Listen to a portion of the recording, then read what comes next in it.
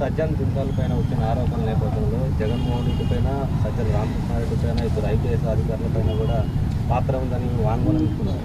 ఇప్పుడు మీరు కాంగ్రెస్ పార్టీ ప్రెసిడెంట్గా ఒక మహిళగా ఏం చెప్తారు ఈ కేసు వ్యవహారం?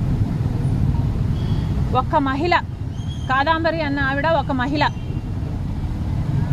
నాకు తెలిసి నేను కనుక్కుంటే నాకు తెలిసిన విషయం ఆవిడ ఒక డాక్టర్ అని, ఇంటర్నేషనల్ ఇన్స్టిట్యూట్స్కి రీసెర్చ్ పేపర్స్ కూడా రాసింది అని, ఒక అకంప్లిష్డ్ ఉమెన్ అని, ఆమె యాక్టింగ్ ఫీల్డ్లోకి వచ్చి ఒక యాక్ట్రెస్ అవుదాం అనుకున్నారని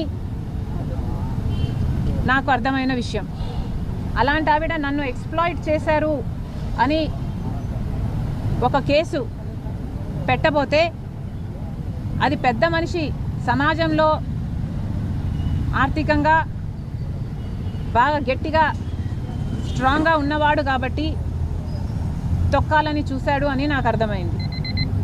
కానీ ఒకటి ఆలోచన చేయండి, నిజంగానే కాదంబరి అనే ఆవిడ రిసీవ్ చేయాలనుకుంటే, నిజంగానే మోసం చేస్తుంది ఆయనను అనుకుంటే, అన్ని డబ్బులున్నవాడు ఒక 50 కోట్లో 100 కోట్లో ఆవిడకిచ్చి ఆవిడ నోరు మూపించి ఉండగలడు.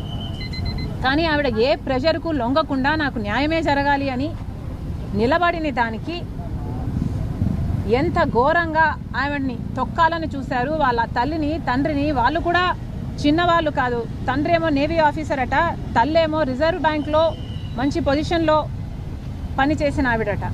అలాంటి వాళ్ళని కూడా జైల్లో పెట్టి, ఈమెను కూడా జైల్లో పెట్టి ఎంత దారుణంగా వీళ్ళ పవర్ను దుర్వినియోగం చేసి ఐఏఎస్ ఆఫీసర్లతో సైతం 15 మందో 20 మందో ప్లెయిన్లో వెళ్ళి హుటాహుటిన ఆమెను ఇక్కడ తీసుకొచ్చి అరెస్ట్ చేయడం అన్నది ఇది అన్యాయమే కాదు, ఇది వికెడ్, ఇది క్రూవల్.